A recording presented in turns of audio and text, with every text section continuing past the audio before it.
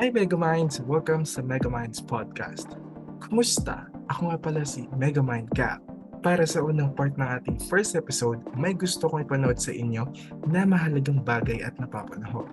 Kagabi, naisip ko na imbitahan ang mga kaklase ko na mga Megaminds rin para sa isang may saysay o makabuluhang podcast. Na pag-usapan namin dito ay tungkol sa social media platforms at mga effects nito sa buhay natin. Handa na ba kayo manood? Tara, let's go!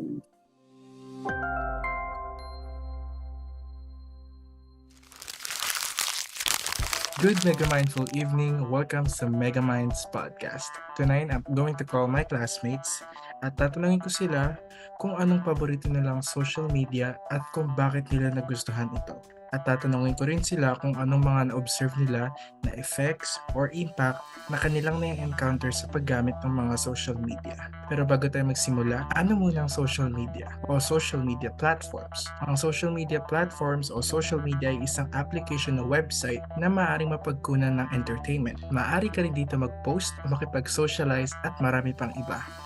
Ngayon, subukan natin silang tawagan at alamin natin ang mga sagot nila. Hi guys! Good evening!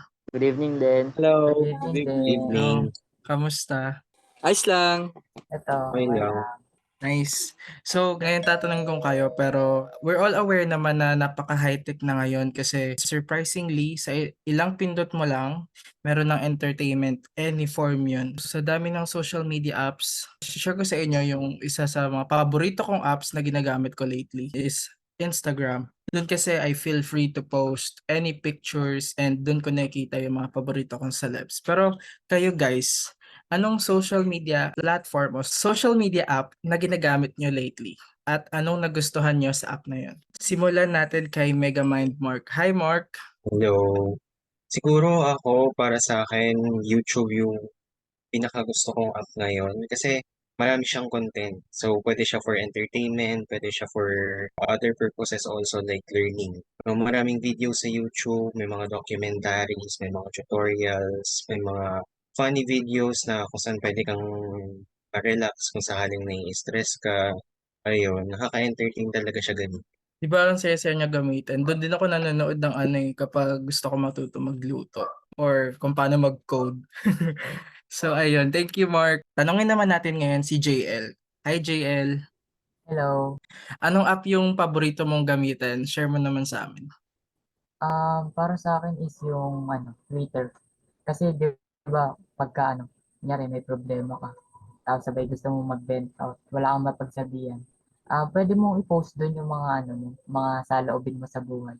Also rin siya real time rin yung information niya. Kung saan mabilis tsaka mabilis kumalat yung mga information na nandun. Also makikita mo rin yung kunyari nag-post yung celeb na gusto mo or K-popan ka. Pag nag-post dun yung K-pop group na gusto mo, makikita mo agad. Yun, para sa Oh, halos lahat na yata ng updates ng mga concerts, paborito nating K-pop groups, nandun mo na makikita eh. Thank you, JL. Ngayon, tatanungin ko naman si Megamind Romeo. Hi, Romeo. Hi. Para sa akin, Facebook. Kasi, entertainment siya. Share ng, pwede ka manood ng mga, videos, memes, and meron din siya mga games sa loob, di ba? Sa loob ng Facebook, like yung mga, Dragon City, mga CTV, Farmville, yung mga dati natin nilalaro.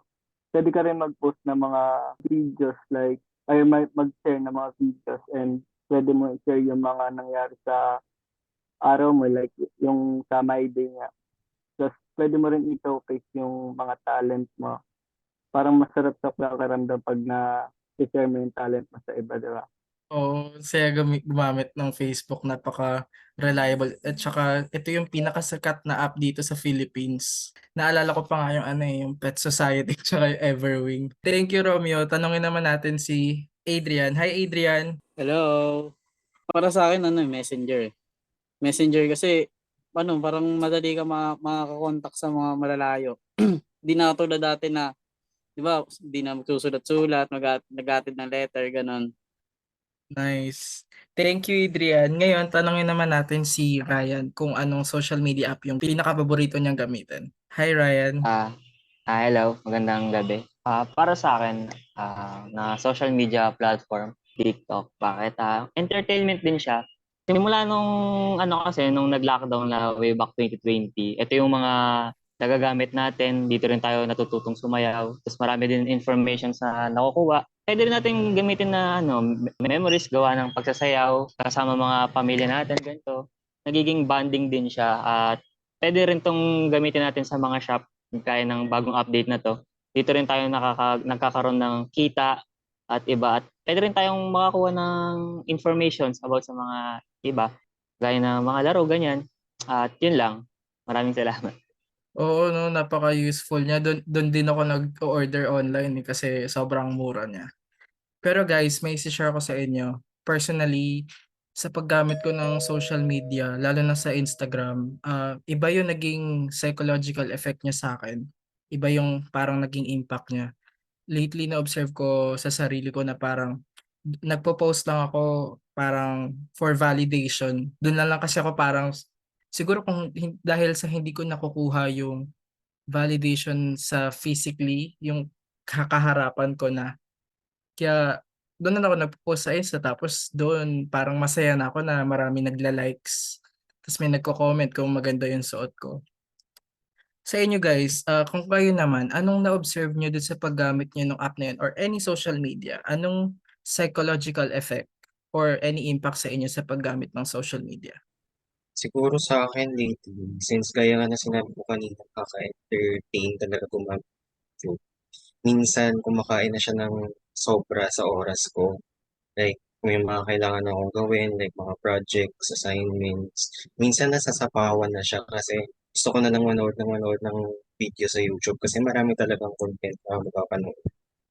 So, may pagka-addictive yung nature or yung pagkakagawa ng YouTube. Kaya marami talagang nagamit sa kanya and nakaka-apekto siya sa time management. So, Para sa akin is yung pagka-toxic ng Twitter. Alam naman natin na grabe yung pagka-toxic ng Twitter, di ba? Tsaka also yung yun nga, yung validation. Tsaka yung FOMO or fear of missing out. Pagka nakikita mo yung ibang friends mo na nagpo-post ng mga lakad nila, ganun. Feeling mo na left out ka na. Hindi ka na sabay sa trend, ganun. Sa akin kasi parang napansin ko wala siyang age restriction. Naka-access siya ng mga minor. Naalala ko nun ginawan ako nun ng Facebook mga 20, mga 10 ata ako nun or 9. Ang ginagawa lang, di ba may age restriction siya, mga 18 ata yun, no? Tas, ang ginagawa lang, di ba binabago natin yung year ng birthday natin para makapasok tayo, makagawa tayo ng Facebook or ng ibang social media account. So, isipin mo yun sa ganong edad na na-access nila yung mga social media na gano'n na pwedeng makapanood sila ng mga sexual content, mga may mga bad language na pwede nilang ma-adapt or magaya. Para sa akin parang meron rin parang panloloko rin minsan sa 'di ba kuwari may mga scamming di ba? Yung parang may magcha-chat sa through Messenger. Ano yung ganyan papaikutin kanya sa mga masalita para mag-send ka sa kanya ng pera. Isa pa doon yung yung sa pag-uubos din ng oras. Minsan 'di ba kayo napupuyat kayo kakachat niyo sa mga baby niyo Nauubos niya nakakapagpuyat na kayo may mga responsibilidad pa kayo kinabagahan. Yung isa rin yung gambling, 'di ba? Ngayon uso ngayon 'yun no. May magpo-forward sa ng ganito. Click mo to tapos parang like Pilwin ganun. Tapos yung mga parang puro sugal ganun. Para sa akin, yung mga cons ng TikTok ay yung sa pag-ubos ng oras. May mga bata din kasi na gumagamit ng TikTok. Wala siyang dati nare-restrict. May mga content din na bastos na nagbumura. So, na-influensyahan din yung mga bata. At meron din doon, gaya nung sa bus na yung bata iyak ng iyak dahil hindi niya nakuha yung phone. Pero yung nakuha na yung phone at nanood ng TikTok, okay. So, ang pangit ng nangyayari minsan sa TikTok. So yun nga guys, no, napansin natin na endless yung possibility sa paggamit ng any social medias. Pero doon natin marirealize na kahit na puro entertainment, meron siyang limitations. At dapat malaman natin kung hanggang saan lang tayo sa paggamit ng social media at kung anong hangganan lang dapat yung social media na binibigay niya sa atin.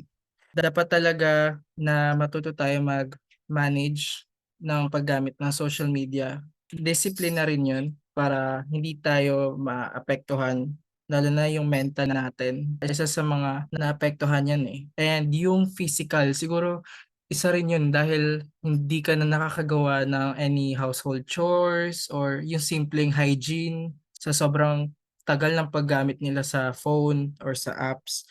Di na sila naliligo, kailangan pa silang sabihan, pati sa pagkain. 'Di ba? Magugulat ka na lang magmamadaling araw na hindi ka pala nakapag-dinner. Tsaka mo lang mararamdaman pag hilong-hilo ka na. So yan dapat talaga sa paggamit ng social media, alamin natin, simpleng logic na lang na limit yourself sa pagpo-post, sa pagbibigay ng information sa online, hindi natin alam kung trustful yung nagbibigyan natin ng information. So, sa tingin nyo guys, anong natutunan nyo noon nung na-observe nyo yung impact na yun? Sige, ikaw Mark.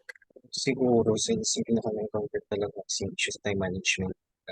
So, tinry ko bawasan yung paggamit ko sa kanya paunti-unti hanggang sa natutunan ko na huwag masyadong magtagal manood and mas i-manage ko lalo yung mga gagawin, especially yung mga importante bagay. Kasi alam mo na yung unahin bago ko babad sa YouTube. Para sa akin yung pag-control ko sa paggamit nun. First of all, then second is yung pagka kunyari, nararamdaman ko na na ako, FOMO na or fear of missing out na. Tinatry ko makipaghalubilo in personal. O kaya, ang iniisip ko is, hindi naman tayo pantay-pantay ng buhay. Kaya, minsan talaga, mali-left out ka. Ang gawin mo na lang is, magpakatotoo ka. Ganun. Sa akin, di na kasi sa akin, yun eh, kasi 18, 20 na tayo eh. Na tayo eh, sa tamang edad na tayo. Kaya na lang natin yung kapanonood natin. Kung may makita tayong ganun, na lang natin, i-report. So, para sa akin siguro mas lilimitahan ko na yung paggamit ko nun. Lilimitahan ko lang yung oras na paggamit ko nun. Gagamitin ko lang yung pag talagang kailangan. Yung pag emergency, di ba? Kailangan talaga yun. Siguro mag-iingat na rin ako sa mga nakakausap ko ganun. Kung okay, kung ano ba to, kung scam ba to, or good things sa akin. Lilimitahan ko na lang lahat ng yung paggamit ko nun sa oras na kailangan lang dapat. Para sa akin yung sa oras, kailangan nating bawasan sa paggamit nito dahil masyado na tayong nauubusan eh. So, ang tamang gawin natin, limitahan, gawin ko naman pangpatulog, tas sumama na lang sa pamilya, makibanding, ganito, sa mga kaibigan, para naman hindi nauubos yung oras natin sa paggamit nito. Kaya yun lang. Thank you sa inyo guys. Ang dami kong natutunan mga bagay sa inyo. Sana marami rin kayong natutunan sa pinag-usapan natin tonight sa podcast na ito. Thank you guys. See you again next time. Bye. Bye-bye. Bye-bye. Thank you. Bye. Bye, sir. Bye-bye. Okay. Bye. Bye-bye. Bye, Sir. Bye-bye. Good night. Maraming salamat sa inyong pagbabad sa unang part ng ating episode. Kung gusto mong panood ang exclusive videos and podcasts, just hit the subscribe button and don't forget the bell button for more updates. At kung gusto mo naman mapakinggan ng buo yung mga episodes natin, just follow us sa aming Spotify. Maraming salamat at ako ulit si Megamind Gab na nagsasabing, Great Minds Think Alike.